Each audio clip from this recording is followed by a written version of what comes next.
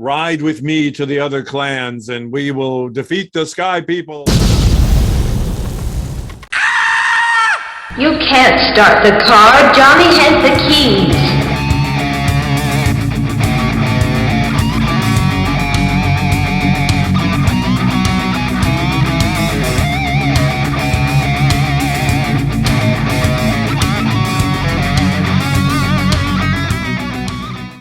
Hello, and welcome out there in podcast and YouTube land. You have reached Johnny Has the Keys, a podcast that delves into horror and science fiction, two guys who sit and talk about the key references and influences of those particular genre pieces and things that they in turn influenced. If you are tuning in or watching for the first time, hey, thanks. We'd love to know how you found us and where you found us and where you heard about us. Please leave a comment below and let us know, where you found out about us. Also, if you're watching on the YouTubes, then, subscribe, ring the bell, do all the things that you're supposed to do because, and no matter what you do, go over and give us a review on iTunes, if you wouldn't, or Apple iTunes, and because that helps us reach more people, get more demographics, and hopefully keep the show going. My name is David. I'm here with my co-host and great friend, Tim. Tim, how are you this week? What have you been doing? I am great, David. We're episode 2 of season 5. I know. Look at us. Sorry, I lost track of time. It's like, when are we recording and when is this airing? When is this airing? We don't know. I was going to say it's very hot here, and it's usually hot in the fall in Georgia, so it would be hot then too. It'd be hot then too. It's going to be hot no matter what. It's hot. It's hot. And I basically decided that in honor of our film topic today, that I would explore a little ditty on Shudder called Virus 32. Ooh, okay. Virus 32. There's several. We talked about this in another show about how there's a lot of zombie stuff coming out, and this is one that came out of Argentina. And it got really highly rated on Rotten Tomatoes, and I thought, you know what, I need to check this out. And it's fast zombies, very a la 28 Days Later, and it's a very small story, the kind I like, with very few characters, and it's about a woman and her daughter getting trapped in a building because this outbreak happened suddenly, and they're out in the streets and they have to run into this place. And it's kind of like, it is Argentina, so I'm not really sure, but it's like a gymnasium. But it's cavernous and large. There are some dark and kind of scary basement rooms, but there's also like an aquatic room with a swimming pool and like a basketball court and things like that. So it's obviously some kind of gym type thing. You can see that swimming pool behind me. Fast zombies that basically infect you immediately. Her and her daughter end up in this building along with a man and his pregnant wife. And I will just leave it at that because all kinds of chaos ensues, and it's very short. It's only 90 minutes. It's very fast. It's not a slow burn like we talk about sometimes. Right. It's a jump at you. It is. And and it's very dark and scary and fast and high. I recommend it. It's not a perfect movie, but it is definitely very enjoyable. So do you notice did you research anything about the title or how they picked it? I mean, we're like the first 31 unsuccessful. No, what it is that once they have a violent attack and sate themselves by like killing something, or they freeze for 32 seconds. So like if there's like a mass attack on something and you're in a corner, you have 32 seconds to cross through them and get by before they become active again. Okay. Interesting. Which is actually kind of a cool element I forgot to mention. So okay. You kind of, I may have given it away a little bit because you discover it a little bit like midway through the film, but it's not really giving that much away. It's kind of a really fun twist on it.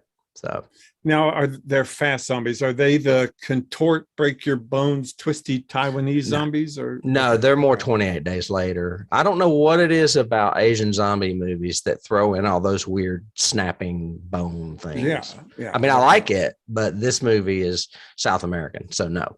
Yeah. Okay. So we're on this side of the world. Right. Zombies are what is the word? They're hemispherical. I was going to say I can't think of the word. Geographic. Geographic. Yeah, whatever. Hey, that should be a new show, Zombie Geographic. Zombies around the world.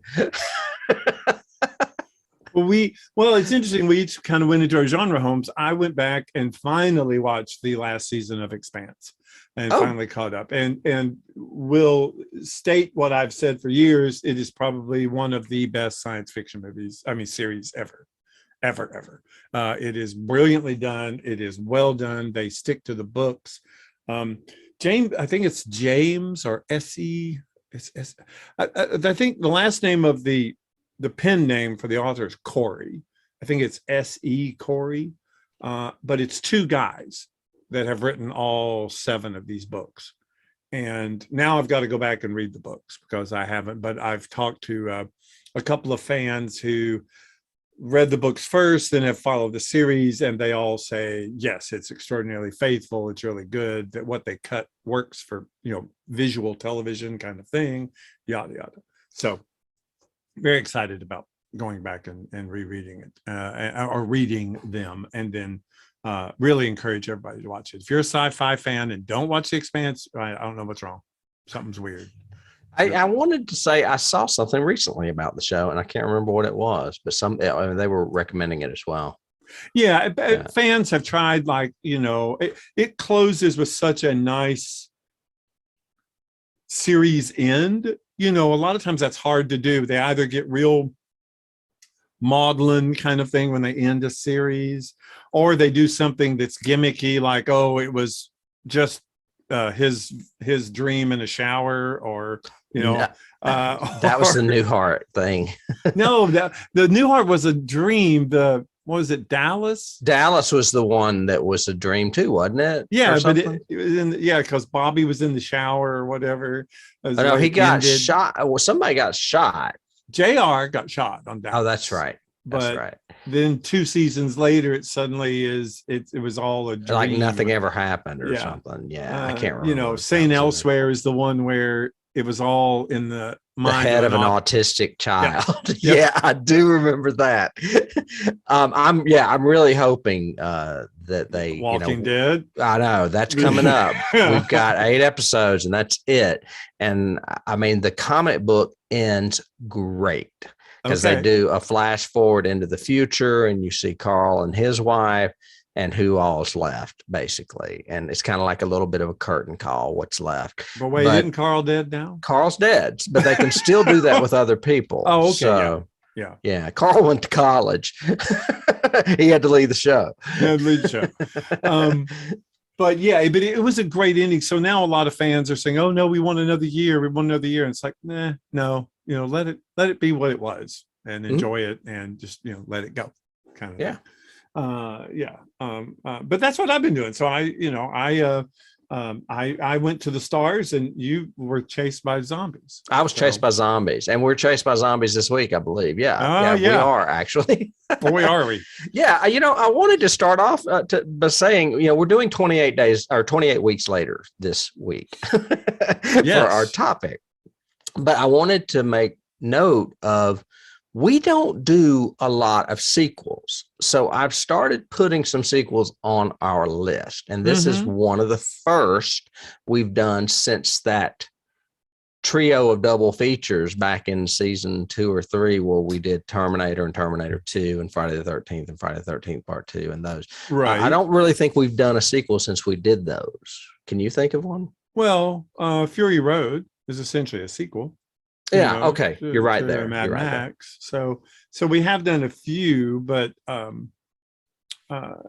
we haven't revisited horror as much in sequels, I think, as we have even in our science fiction. So, and sequels usually are not great. And I think the ones that we have done have been pretty good. Today's, to me, is decent. I think it pales compared to the first one, but it has a very, very strong opening that just still kind of blows me away every time I watch it. I think, I would agree with you. I'm curious. Well, once we get to it, you tell us about it. What are we doing today? Then we'll talk. Well, we're doing a movie called 28 Weeks Later. It came out in 2007. The original with Danny Boyle directing came out in, was it 2001? I can't remember. It was several years Yes. earlier. Mhm. And it kind of revolutionized the fast zombie movement, if there is such a thing. And there is, really, if you think about it, because Zack Snyder went on to do it in Dawn of the Dead and future movies that we don't like. And anyway, it 28 Weeks Later takes place in London, same as 28 Days Later. The movie opens up really 28 days later, because you're in the midst of the panic and the London being overrun by zombies. Tim, they're infected. Well, they are. They're infected. I will end up calling them zombies a dozen times. So forgive me. Yeah, I mean, all you I'm the same purists way. out there. You purist. I mean, it is. They're zombies. Come on, it's a zombie genre. It's not the infected genre. It's the zombie genre. Well, actually, there is strong reason to call it the infected genre, because they do tend to spread the disease very fast by biting or either vomiting blood in your face or kissing you. Yeah, and biting I mean, come on. Yeah. Yeah, but yeah, I do agree with you. I think the opening is one of the strongest parts in this, although parts of the opening still bug me, just because I get. It's confusing because it's really fast handheld camera work sometimes.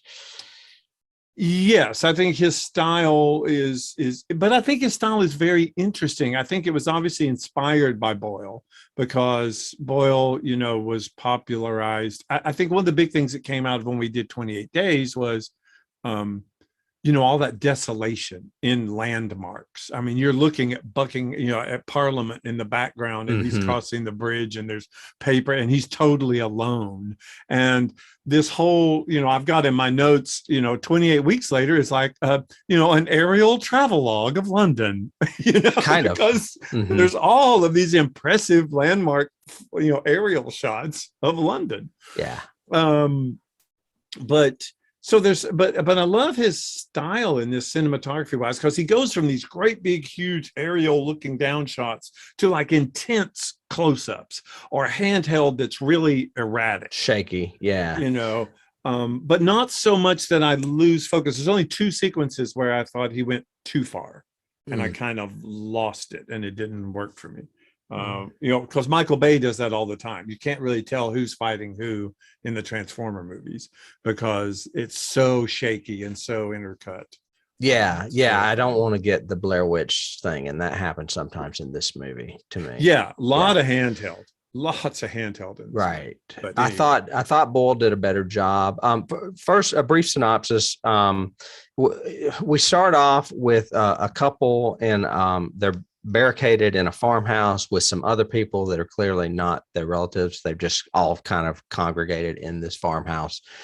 We find out that their children are away in Spain at school, and they're just grateful that they're not in the country, because the country is overrun with the infected.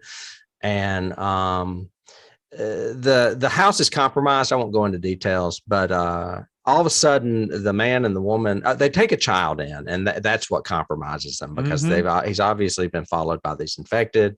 The infected break into the house. The man, the woman, and the child get separated in the bedroom. The woman goes to help the child, and he's trying to get her. And then when she goes to get the child, he just basically shuts the door and lets them die. So to speak. And he escapes. He panics. Yeah, he panics big time, and he escapes.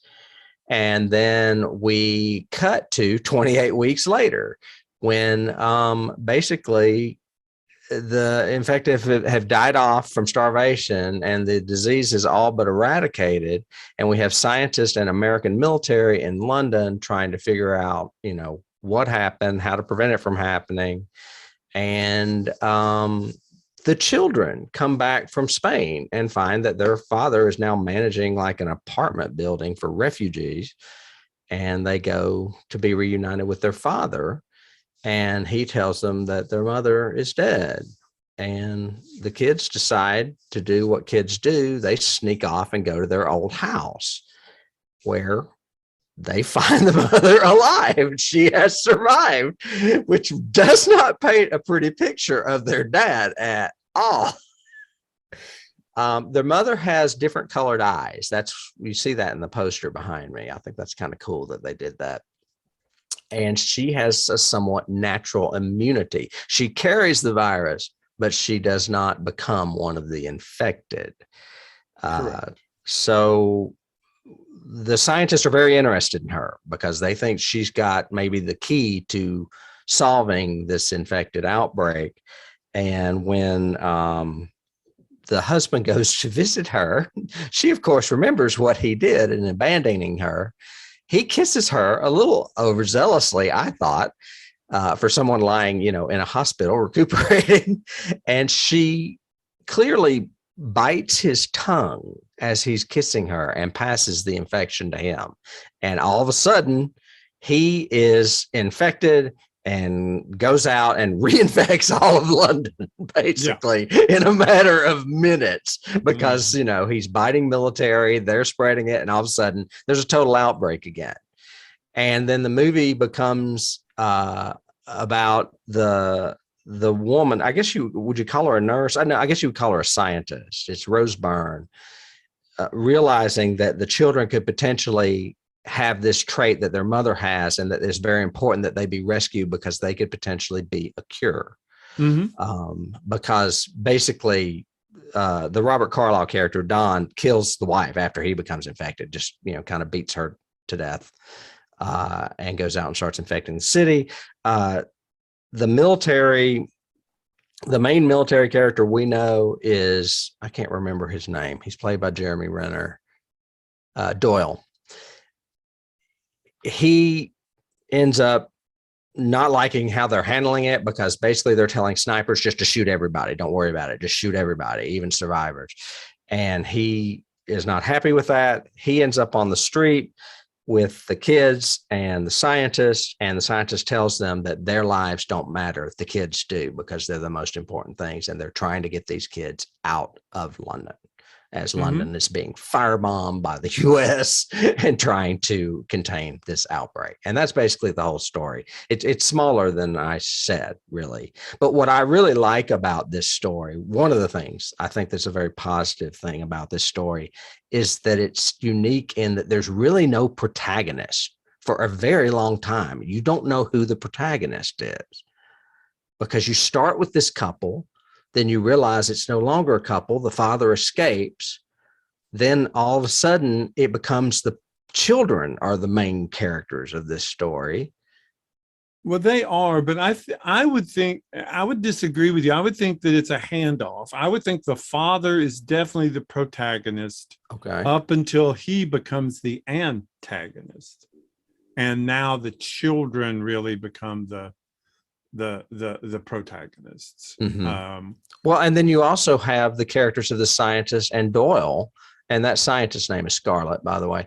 But they even are not really protagonists for long, as in zombie movies, people die pretty unexpectedly.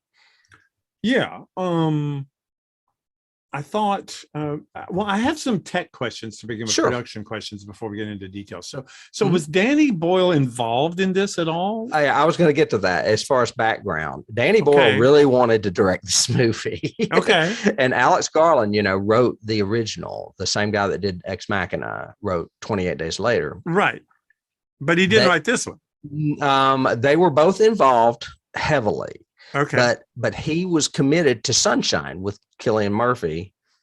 Isn't that his name? Cillian? Yeah. And could not break away from his commitments there. So they went for this guy. I don't know how they ended up with this guy, but his name is Juan Carlos Fresnadillo.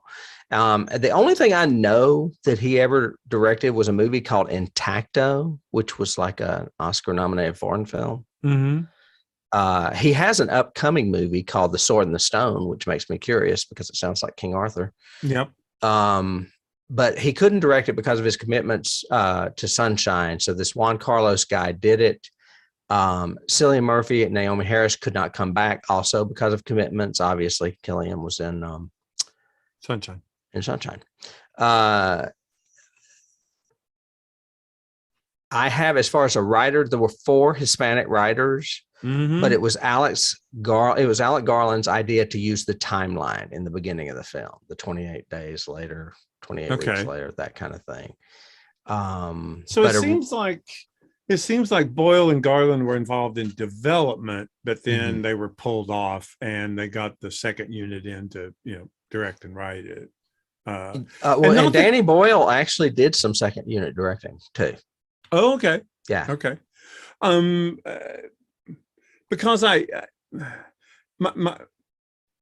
issues with the movie are that I thought it was well directed. I would say, yes, this is a good directed horror movie. I did think it had some plot logic and weirdness things to it, which may have been attributed to the fact you have 4 different writers. That tends to happen in what we've reviewed is, if you have that singular visionary, then yeah, you're okay. But then you start adding on other people and suddenly you have Dad being a miraculous, can appear anywhere zombie who just happens to be everywhere in the movie, which is a big issue for me. I think the last part of this makes really not a lot of sense as far as that goes. But are you talking about the very last teaser? No, I'm talking about the stuff before that. Dad suddenly appears at ground zero and then disappears. Then he suddenly appears in the train station and he's there with them. I'm going, how is he? Do they have tracking devices on them? One of those appearances, I think, was just in the kid's head. But I do agree with you. No, there was one where he saw him and nothing happened. And I thought, you know what? That kid's just imagining this shit. Well, he does show up at the end, which is very coincidental. And that's what I have. Did Dad really show up right there and just magically teleport out or disappear? Or is that just a vision that the kid saw? No, I think they were visions, but I do think he shows up in the end. And that is very coincidental. Yeah. Yeah. I think performances in this are really strong. And really good all the way through. Even the helicopter guy doesn't come off as cliche. He's a good actor doing, not a lot of stuff other than, man, come on. Right. But Rose Byrne is awesome in it. It's got a great cast. The woman who plays the mom is really good and strong. And considering most of this movie, she's screaming. And the kids are both really good. I love the girl was great. I wish she would do more. I haven't seen her in anything. I was looking at some of the stuff, but I don't see a lot for her. But I mean, I recognize Robert Carlyle from Once Upon a Time because he's he's Rumpelstiltskin in that. And of course I recognize Hawkeye or Jeremy Renner from Marvel. And Idris Elba's in it too. Yeah, Idris Elba was awesome. But and I agree with small part. I agree with you. I think the very, very opening is great with just the lit match, and then just her eyes, and then we're suddenly having dinner. We're making dinner by candlelight, and it's kind of. I mean, you're in that 28 days world immediately. I mean, you're definitely in that post zombie outbreak world perfectly. I mean, all the windows blacked out. It's dark. Well, and I love the fact that you don't realize all the windows are blacked out till they open that door, and it's suddenly, of course. Then again, rule number 1: don't open the door. No. I mean, I'm just sorry if somebody's beating on your door. That means something's chasing them anyway. So just let them die. There's nothing you can do to help them. But it's a kid. Yeah, too bad. Sorry. But then to me, it went into zombie horror world, and you just have to go, okay, accept it. What did they barricade this thing with? Styrofoam? I mean, these things are literally just going and crashing through the walls. And I'm like, Jesus, does it make them stronger? I don't understand. I didn't have a problem with that. What I loved was how fast it moves when it happens. I mean, it's like, first of all, it starts very slowly with them deciding what they're going to eat as far as choices of canned tomatoes or chickpeas. Yeah. which nom, sucks. nom, nom. Right. Yeah. And they find a wine and it's got just a little bit of sludge floating in it. So they figure it's safe to drink. I'm Yeah. like, this is horrible. And then whammo, they rescue the kid. All of a sudden, the girl looks out the window and you see that red eye looking in at her right there. And so all of a sudden they realize somebody's in the house and they just start breaking in the house. I love how all of a sudden it goes from that real slow to that real fast. And all of a sudden, and the chaos, the separation, the sacrifice, and then the betrayal. And you're like, whoa. I mean, there's just a lot going in that first few seconds. And then he is out the window and running, man. And there are tons coming over the horizon chasing him. I'm like, this is the best first 10 minutes of a horror movie I think I've ever seen. I mean, in my book. Well, and then you got the whole boat sequence. You got the whole boat survival escape thing. I was okay, but I did have issues. I was going, okay, because I kind of this was, by the way, first time I'd seen this movie. Yeah, was first time. But I figured. And I'd kind of forgotten my 28 days going into it. The fact that, okay, literally it's like seconds that you change. I mean, it's not even a full minute. No. I mean, you get bitten and you're done, or somebody spits in your eye, you're done. That's right. It. Which is okay. If that's your conceit, then all right, I guess. And they called it rage virus. That is the rage virus, I believe. Yes. Which is why he beats her to death, I'm assuming, But then that gives you all the question of, how many survivors would there be if most people are just beating each other to death or gouging eyes out or killing each other? Mm-hmm. You know what I mean? Or it seems like you would have a lot more broken, twisted, injured zombies, because you were literally attacked, not just bitten.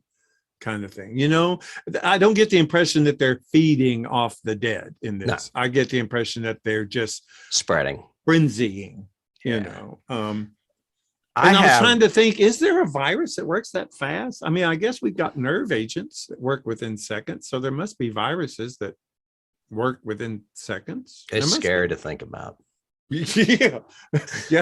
Yeah, that's more that's definitely your genre, not mine.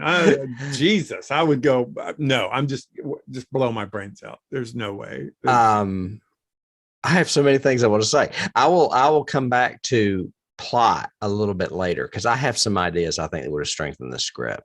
Oh, good. Okay. But I wanted to do a little bit more on background. It says, I have this from IMDb, that when Boyle and Garland began to first consider the sequel, they were going to call it 29 Days Later. I think it's funny how they're trying to do all these different plays on the first title. Yeah. But possibly using the same characters of Jim and Selena from the first movie and Hannah, the girl.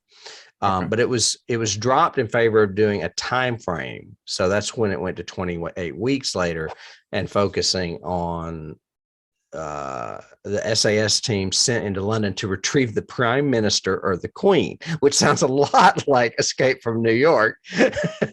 But finally, it was suggested just to use the events of the initial film and how it's transpired 28 weeks later. Mm-hmm. And that's another unique thing. I mean, in zombie movies, I don't recall ever seeing, or infected movies, an eradication of the problem before it resurfaces. And this one, basically it looks like things are under control. Well, except again, my logic in the plot is, why would you repatriate this quickly? It's only been 28 weeks. Hell no. Wait a year, maybe year and a half, something. I mean, you make sure that all of London is clean. Now, they even say, we've only got this one district ready. Everything else is full of wolves and rats and everything else, so stay away. It's like, hell no. I'm just going to stay away until you get I don't know, man. There's a lot of people in London. They're trying to get them back in there, I guess. I don't know. I don't know. A lot of them would be dead, though, I would think. I know. That's what I would think. I do like, again, to your point of like his overall pacing and stuff. I like the fact that he'll have these little breaths of like slowness and then suddenly, bam, frenzy's back. Mm-hmm. So like that opening is great, although somewhat, monsterly implausible, but okay.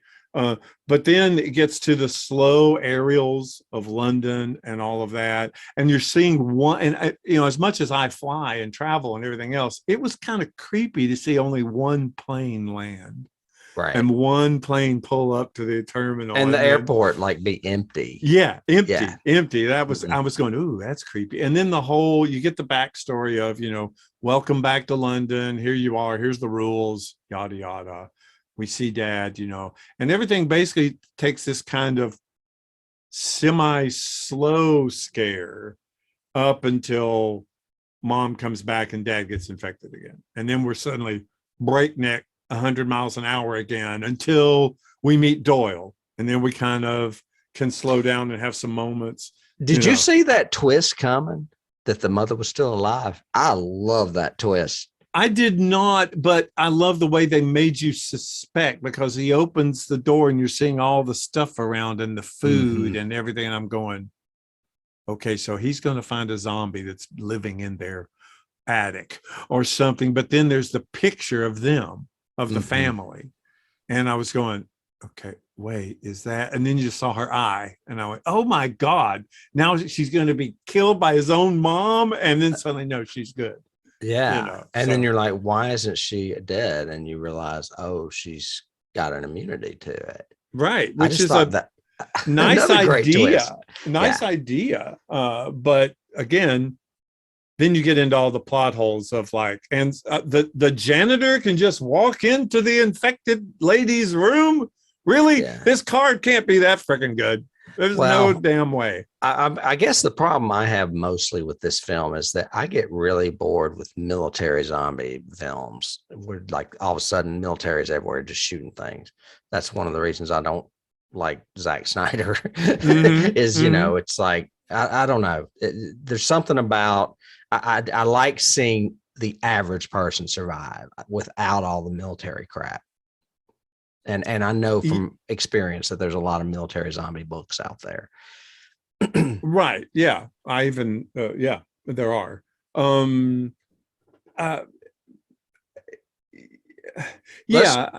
I just struggled with a lot of the little plot hole things that they do. Yeah. And there are some, like I said, that's a big coincidence that they run into the father later. Before I move on to my little script rescue, are there any scenes that stand out to you? That one behind me, the boat, I think that's amazing. I love that scene where he is basically getting on that boat and thousands of people, it looks like, are coming after him, or at least hundreds. Yeah, I thought it was good, but I thought it was interesting because his friend got infected literally in seconds and still jumped up into the boat, and was trying to get him. Really? Yeah. And the boat's just spinning in circles. I think, of course, the opening you've got to say is great. I think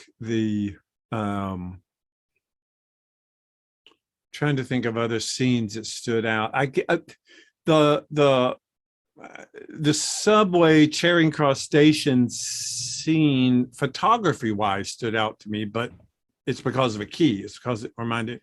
It's what the Holland Tunnel scene is like in The Stand, in the book. Yeah. That's what it reminded me of just being able to see with the sniper scope, and then the kids falling down the stairs and getting separated and lost, and then just the sniper scope POV of being beaten to death kind of thing. That was, I think, cool, neat, a great zombie addition to the genre sort of thing. I like that scene with her face in the window. I think that's pretty chilling.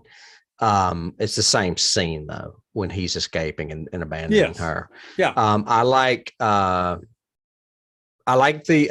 like you said, the camaraderie between Renner's Doyle and the helicopter pilot played by Harold Perrineau. Is that his name? Yeah. He's from Lost. I can't think of his name. He was also in Oz. I liked both. Yeah, Harold Perrineau. He played Flynn. I like their camaraderie when they're joking, like when he's scaring him in the helicopter. Oh yeah, and then he comes back and scares him again. I'm like, you bitch, stop. Yeah, it's very Dawn of the Dead to me. Very, very Dawn of the Dead, just upscaled. I really liked it, and I like the way that although he must have training for shit that he can go back and rescue his buddy when they're literally firebombing downtown London. Well, yeah, I mean, he's like got free reign because he's in the helicopter, I guess. I don't know. Well, that was the other thing too. I was going, there's no other helicopters. They got jets. There's no other, air support for this. I also think the scene that stands out to me is the scene where it's echoed earlier when she says their survival is more important than ours. And Renner gets out, Doyle, that is, gets out of the car and says, I'm going to push. You need to pop the clutch. And as they're moving slowly away, you see them fire him and set him on fire. And it's just chilling to me. And I'm like, that's another one of those, Alfred Hitchcock Psycho moments where you're like, holy shit, they just killed the lead star in this movie. Nothing's safe. So I like that scene a lot too. Yeah, that was good. And to me, that was also another Night of the Living Dead sort of thing where your hero at the end gets killed, kind of thing. Except it's not the end. Yeah. It's not the end, but but that feeling of, no, I thought he might make it, but like you said, it's an infected zombie movie. Nobody's safe. Yeah, nobody's safe. Sort of thing. Yeah, I like that scene. I also I do really commend Robert Carlyle for the breakdown scene, the confession scene to his kids when he's lying. That was well done. And he's a great actor. I like the way he shot that with that close up of him and then the reverse shot of the kids. And, they're both kind of staring, but they each have their own thoughts about it. Well, and the girl's crying, if I remember right. Yeah. And she says, we're just glad you're safe. Right. Kind of thing. We're glad that you're alive. Yeah, exactly. Right. My idea for a rescue of the script would have been when the mother, I get why the mother infects the husband. It's like, fuck you, you left me. So she bites him and he turns. Okay. Before that, I have a totally different take on that just because of the way he shot it so close. I didn't think she bit him. I thought it just infected him that fast because of the kiss. Well, maybe you're right, but to me, they focus on it a little too much. Like, right. And she actually says, I love you to get him to do it. Right. And when he kisses her, you would think it would have just been a peck. But then he kind of lingers and starts using tongue, and you can tell he is. And I'm like, that's kind of gross. And the next thing you know, man, it's like she bit his tongue. Could have been, yes. That's what it felt like, or what it looked like to me. Then he changes, and then he, beats her to death or whatever. I think what they should have done is he should have changed, but not hurt her.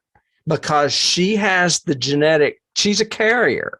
All so he wouldn't recognize her as human. He would recognize her as, and he bursts out, infects the city, and maybe has a run-in with the kids somewhere that's less coincidental. But the big coincidence or big payoff is that the mother shows up and kills him and saves the kids. After Doyle and the scientist Scarlett are dead and the kids are on their own and they have nobody and the father shows up, the mother show up, because it would make more sense, I think, that she would survive and not be attacked.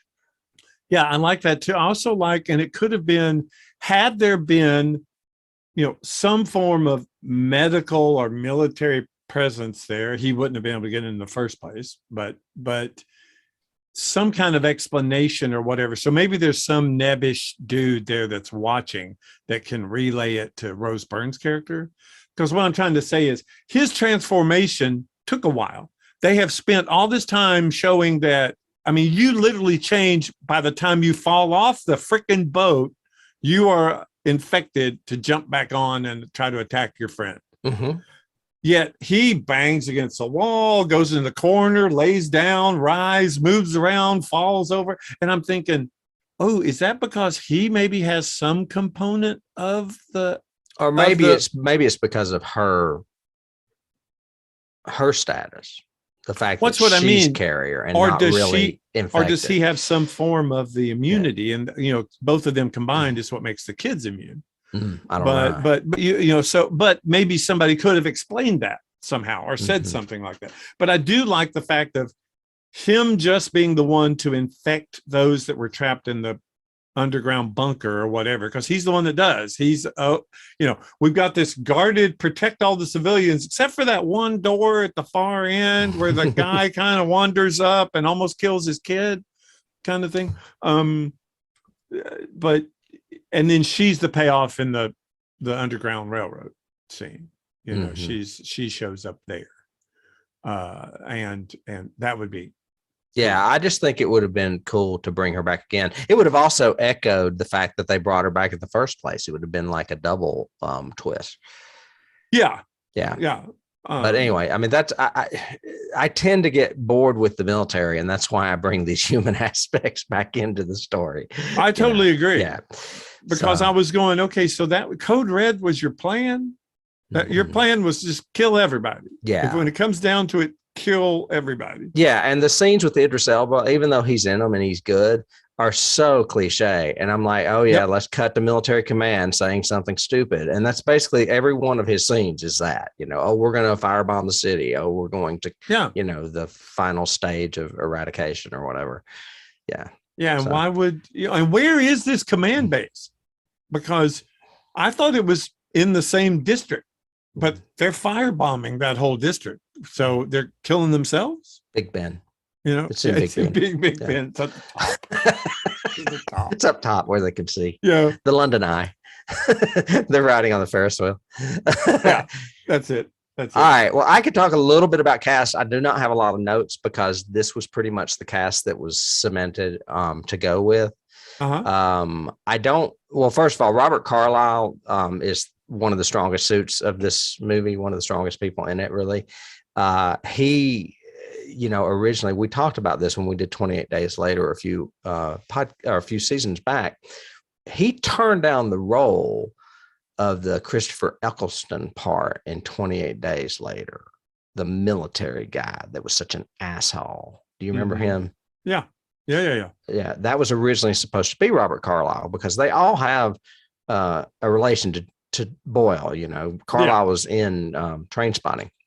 So they've known each other for a long time, but apparently he was committed to something else. So he took this instead. Of course, unfortunately, Boyle did not direct this, but he was involved with it. And that's how Robert Carlyle ended up in this movie. Rose Byrne's in this movie. Love her. Don't have any other notes on her, just that she's great, as is Jeremy Renner, Harold Perrineau, the helicopter pilot. Catherine McCormick played Alice. You mentioned how strong she is. She's the wife and the mother of the children. I don't have a lot of notes on her. She was in Braveheart. Was she maybe the romantic interest in Braveheart? She would have been younger, but yeah, maybe. Yeah, I have that she was known for that. Like that's the first thing that pops up on IMDb. So I'm wondering if maybe she was the lead in that. She's very strong. Okay. Idris Elba is in it, and then of course the two children, Tammy and Andy, are both really strong child actors. I don't know if you know this. Did you realize that most of this was shot night for day? Yes, I have in my notes that this was that new day for night, night for day technology that they were using. I didn't know. It was developed for this movie. Looks really good. I didn't even know it, actually. Well, there's like three reasons they did it, and one of them was because this child actor that played Andy was not allowed to shoot at night. Right. Of course so they had to do something, especially around helicopters. We learned that from Twilight Zone. Right. And another thing, you were talking about things that don't make sense. Another thing that really doesn't make sense is they order a blackout of London. And you really would want all the lights you could get so you could see where the infected are. You wouldn't want it dark. Well, except Doyle does make that comment when they're all in that storage unit about really now is your only time because it's less likely the infected can see you at night. True. During the day, they will. So you'll all be dead in daytime. I'm going to try to survive and get out of here, yada, yada. But So military snipers need light to shoot them. Yes. Yeah. Or, well, they have night vision scopes. That's what he was using. True. You know. Anyway, one of the other reasons it was shot day for night is of the blackout. Oh, to film London at night, you would not be able to not have lights. There would be lights everywhere. Oh, yeah. So they had to film it in the day and do day for night so that you didn't see lights in windows. That's another reason why makes logical sense. Yes, very true. So anyway, even though it may not be so logical that the military ordered a blackout, but anyway. Right. Agreed. Yeah. So anyway, Andy was another reason. Obviously, the kid's name is Macintosh Muggleton. How about that for a name? Macintosh Muggleton. Yes. And the girl that you like so much that played Tammy, her name is Imogen Poots. Poots. And I've seen her somewhere else. I just don't know where, but she looks, I don't know. She's got a great look about her. I mean, I could see her being a very famous actress. She's just got a really star quality to her, I think. And great vocal too. She had great vocal work. Mm-hmm. So I thought she was good. Yeah. And as far as cast, that's really all I have. I have some awards. These are not any mega awards. For some reason, I could not find any awards for this movie with the Academy of Science Fiction, Fantasy, and Horror Films, and they're always in here. So I was really kind of shocked. I was looking, was 2008 or 7 a really big year for science fiction and horror maybe, and they just got edged out? I don't know. Maybe. That's weird. Maybe. Yeah. It won an Empire Award, which is a UK award for best horror movie. Mm-hmm. And then, of course, it was nominated for Spanish awards because of the fact that it was filmed in South America. It won the Malaga Spanish Film Festival for, I guess, picture, but it's got the director down as the acceptor. And then something called the Scream Awards in 2007. It won best horror movie there too. Not a lot of note on anything else as far as this film. And I guess that's probably par for the course with sequels. I don't know. Probably. It depends. If you end up doing a trilogy, then that's when you win all the Academy Awards because, they didn't give it to you the first 2 times. Or you're James Cameron. Yes. Yeah. Or Peter Jackson. Yeah. Yeah. And now that you mention it, there are rarely sequels nominated for those big award shows for sure. Oh, right. Yeah. Because they're going, they're just out for the money rather than extending the story. Right.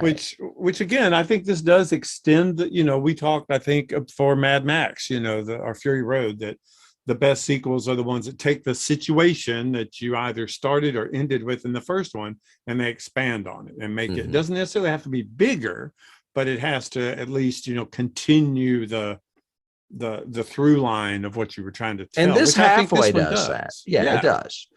Especially with the whole immunity thing, I think is the big one right there. Yeah, you're expanding on it. And that's that second that second movie hook of we have someone who possibly could cure this. Mm-hmm. So he's our golden child we have to protect, kind of thing. So in the third one, it's what happens, how do humans corrupt that further and end up screwing it up. Right. Because again, in this one, it's a human that makes the mistakes and ends up with the bad situations, whether it's the dad going in to see the mom for some stupid ass reason, his guilt or whatever. It's the guards that weren't actually just shooting everything in sight to stop this where it is rather than let it get out. The military decision to, so when there's a red alert, we're going to take everybody we can and cram them into one place. Let's hope they don't get infected. That makes a lot of freaking sense. Seems like you would want to divide up everybody everywhere. So that, and then my only other quibbles are, like in the picture with you, she's leg shot in one of the early escape scenes. And he barely escaped these zombies in the teaser, running at full tilt like he was going for a touchdown. Right. I don't think she would be able to outrun anybody, any of the infected. kind of thing. I also had a couple of questions for you. So one is, where is it? From a storytelling perspective. Oh, my other quibble was nerve gas. Sorry, can't survive it by putting your t-shirt over your face. It's nerve gas. Even in a car, won't help you. You're dead. But there's one point where Andy is attacked. I think it's somewhere. I can't remember where, but there's a one sequence where he's attacked and the thing vomits all over his shirt. And so it's before his sister finds him. So he has blood on his face, his hand, on his shirt, everywhere. Is that blood infected? So, I mean, I would think so. Right. So if somebody like hugged him or, or got it on them and then licked their hand or something, or, probably. Yeah. I mean, if it got inside you in a cut or an eye or a mouth, maybe. Yeah. Okay. But we also don't know that. I mean, it could also get less infecting as it dries or something. I don't know, because what we see is usually instantaneous because it's liquid to liquid or liquid. Right. But who knows? But yeah, I forgot about that. Or I mean, they could have been suggesting that maybe he's immune. Like his mother. I don't know. Which he was, obviously, because he got bitten, then ran away, then came back, and then she found it. And he's also the one that has two different color eyes, like his mother, too. Correct. Which I think is a cool thing. And then, and then my biggest quibble is just, I think it was totally unnecessary to have Dad do all these key pivot moments. They should have rewritten that or done something with that. Well, I think they should have made it more impactful that they realized their dad had lied to them. Then it made more sense for Andy to be haunted by his dad not being a good person and being the enemy of this movie, which would explain why he keeps seeing him, even though he's not really seeing him, that kind of thing. Right. But he really is seeing him. I mean, Dad is really even before that, Dad is the one who breaks into all the people. Well, he's the one he does see him at the door. Yeah, for sure. In the garage. Yeah, in the garage for sure. And he's the one that suddenly shows up at the train station. The subway station. Yes. Yeah. So, and then what about you had mentioned it earlier. My last thing, what about the very tag, the Eiffel Tower thing? What I read that was not the end. The end was originally what you saw. And them flying off with the helicopter pilot. I keep forgetting his name. And as soon as I wanted to hear doom, doom. Oh yeah, from Dawn of the Dead. How much gas we got? How much gas we got?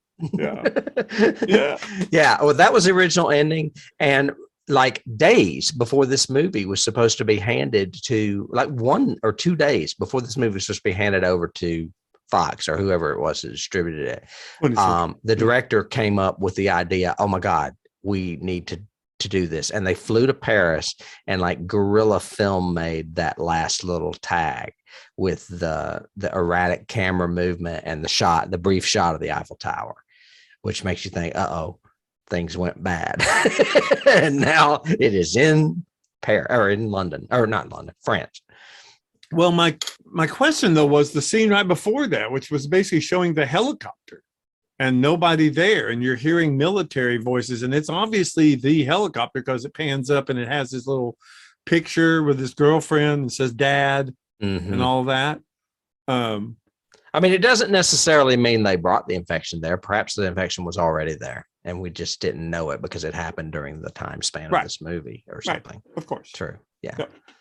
But I think it's kind of cool. I mean, it's definitely a horror movie ending, Oh yeah, I could see why they thought, oh my God, we got to go to Paris really quick and film this. Yeah, this would be great. Of course, nowadays you wouldn't even have to go there. I mean, you could probably do it with CGI. Yep. This movie was not on the 1001 movies you must see before you die. But if I remember right, 28 Days Later was not either. which Yeah, I I don't think think is a so. mistake because I I agree. like 28 Days Later. Well, I like the twistedness that, I mean, you end up with that Walking Dead kind of feel in 28 Days in the fact that the military guys that rescue them at the end have their own agenda, and it's not good. They're Not actually good worse at than the all. infected, Mhm. the breeders and all that stuff. And that's what this one kind of lacked. That's why I was thinking Idris Elba was going to come back somehow near the end with some kind of weird twisted, we were doing this on purpose because we needed to separate you kids. Do you think they're That's trying why to say, I'm sorry, go ahead. well, that's why we let you escape at the beginning, even though we have the most incredible surveillance in this entire District 1 of everybody, but you guys can crawl across a bridge and we don't notice it, you know. On But a moped or whatever yeah, that was. but we let you escape, and now we let you do it again because of some agenda that they had that I thought was going to be weird, but it didn't happen. So. No. I wonder if they're trying to paint the British military as bad and the American military is good. Because in the first movie, the British military is horrible. Yeah. Remember? And in this one, it's like Americans are coming in to save Europe or save England. Coming to the rescue of mother country. Right. I don't know. It's strange. I didn't get it. But anyway. Keys? I was going to say, let me see if I have any other. I talked about Night for Day. We talked about The Last Shot, which were all in my trivia. And then the Blackout. We talked about that. So, yeah, I guess it's just Keys. Did they give a reason why he's driving like 3 freaking different helicopters? Because it always changes. The helicopters keep changing all through the whole movie. I'm going, how many does he have? Oh, I didn't notice. Yeah, he's flying different helicopters. Maybe they switch off. I don't know. I don't know. I have no idea. I forgot to mention that people are always asking, is there going to be a 28 months later or 28 years later? Of course. Yeah. And Danny Boyle has not discounted this at all and would like to, but Alex Garland is being really cynical about it because he said that when they made 28 Days Later, the rights were frozen between two people who no longer talk to each other. And he said there is no script as far as he is aware of. Huh. So somebody behind these movies don't like each other no more. must be producers then if they've got rights. Maybe. Although this was 20th Century Fox, which means it's now owned by Disney. So they could do it anyway. So they could figure out a way to do it. They'll pay somebody off. It would not surprise me if we see a third of these. I've always thought it will come. So yeah, and it could be as disjointed as Mad Max on Fury Road was, and still be great, still be in the same world sort of thing. It's just, what type of story would you tell 28 months later? If it were me, it would just be a small story about some people that you like. Well, yeah, those are the best ones. Yeah, it would not be a military, global thing like World War Z, which is just totally unrelatable to me and stupid. Oh my gosh. Yeah, I agree. All right. I don't have a lot of keys because, you could basically say any zombie movie, period. This is obviously influenced from. You mentioned The Stand, which was a good one, I thought, because it does look like The Stand when they're walking around London and there's nobody there. Yes. Yeah. Yeah, this has a lot. I have a few that are like that. I have like Night of the Living Dead because of the opening in a farmhouse. We're meeting all these people that aren't family that are having to thrown together in a farmhouse kind of thing. I have The Stand because of the deserted city and because of the whole Holland Tunnel sequence. She's literally guiding these kids in total blackness down the staircase. And she's like telling her to step over bodies with a rifle scope. Yeah, don't step there. Stop. Move to your left because you don't want to put your hand on that skeleton or that ooze or whatever. Let's stop there. Did it not bother you that she's pointing that gun at them? Because the whole time I was like, you're pointing the gun at them. Yeah, my whole thing is you go first. Let them follow you. When you go to the left, well, they would have to, I guess, hold on to her. Yeah, that's fine. But she's like trying to keep them from stepping on bodies on an escalator. And I'm like, holy shit. And the whole time she's using the scope on the rifle, they turn around and look at her. And I'm like, are you holding that gun in her face? Yeah. Literally, you're pointing it at the children that you're wanting to save. Oh my God. So I also had Girl with All the Gifts, but just because it has a lot of that, and with the military influence, this kind of, we've got you protected and quarantined, and we think we've got it under control, but we don't. And children that are immune. Yeah, not, children. Yeah, because that girl in that's immune too. She's immune. Yeah. Definitely Dawn of the Dead several times, from helicopter friends to, let's use the helicopter as a weapon and cut people into little pieces, to, the Dawn of the Dead ending. Let's fly off over London, sort of thing. Yeah, I didn't even really think about that, but you're totally right, man. Yeah. How much gas we got? Not much. I've got, and then my last two, I've got Resident Evil, the game, just because. Okay, so I'm out with my brother. We're exploring. We find the moped. That's what we need. Oh my gosh, there's no keys. All right, so somebody has to go into the pizza shop and find the guy and take the key off of him. It is just such a gamer sort of plot line kind of thing. I thought those bodies, you know what? Here's another one, the Omega Man. It reminds me of the bodies that Charlton Heston finds when he's going through New York or wherever it is. What I was wondering is, would the bodies decompose that fast? Because some of them look like skulls, and I was like, it's only been 6 months, right? Yeah. Well, would it be a skull already? Wouldn't it just be more like a Walking Dead husk? Yeah, for probably. lack of better words. Well, and it depends on how they were killed. Were they beaten to death by the rage, or were they, were they bitten or whatever? And then my last one is, they kept calling it District 1, and all I could think of was Hunger Games, of course, because we did that last season. So I just kept thinking, that's true. This is District 1. And why did NATO and the military America come in the first place? Seems like they've got their own shit because to deal with. We rescue people, right? We used to anyway. Yeah, but are they saying that it's not in America yet? That's what I'm guessing. I mean, they never really said in the first movie that it ever went outside of England or London. And in this movie, I think they're further saying that it was contained in London. So it came from, and that was another thing too. He said at the very beginning, we know that it doesn't jump species. Well, yeah, it did. The very beginning, it's a monkey that infected the guy in that was freeing them. That's how it started. I don't know that. Maybe it doesn't jump species from human. I mean, it originated in a monkey. Right. That's a very 12 Monkeys type key. The first film, that is. Yeah. But so they're saying, okay, so the rats and the wolves and the dogs, everything else don't have it. Well, we don't see any, so I'm assuming. Well, that means they're all dead, I guess. I don't know. They're in those districts that haven't been cleared yet. Remember? Oh, District 4. The wolves or whatever. As far as other keys, I lifted two from IMDb that I was unaware of, and you should have been aware of. I'm surprised you're not. But did you recognize that farmhouse from the beginning? No. It's from The Children of Men. It's the same one. Same one?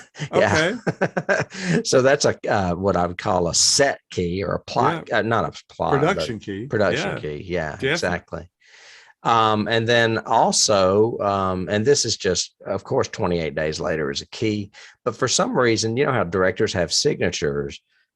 This movie features an eye gouge killing. When Don attacks his wife, he gouges out her eyes. Yeah. And that happens from Jim with I think it's Eccleston. It's one of the military in the first movie. Jim does that to them as well. So we have eye gougings in both.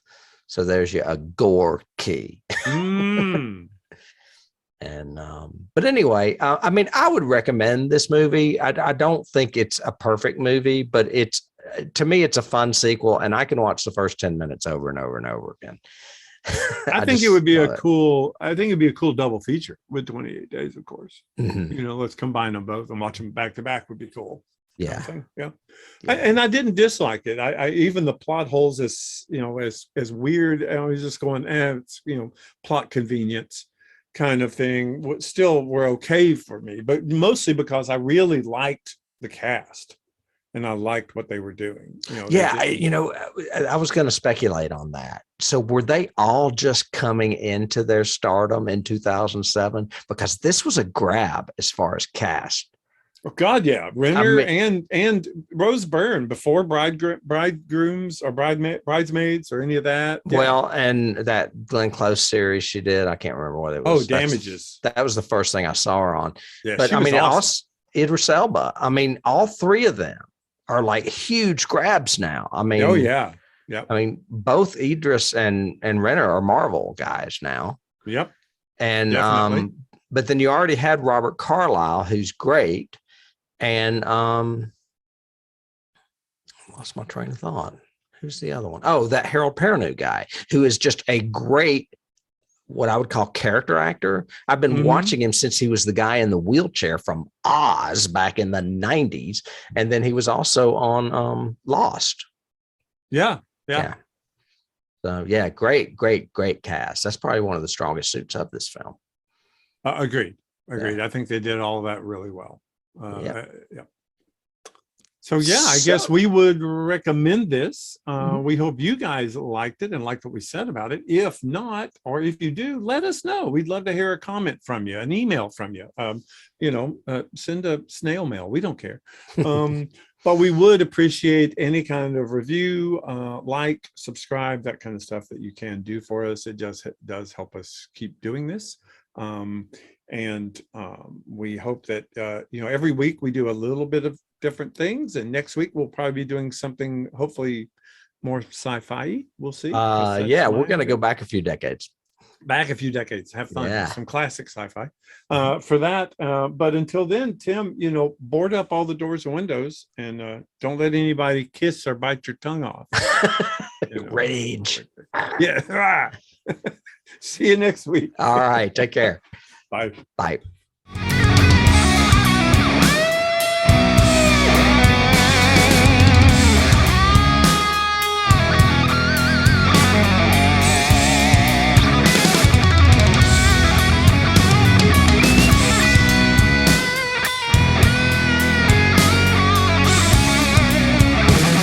You can't start the car. Johnny has the keys.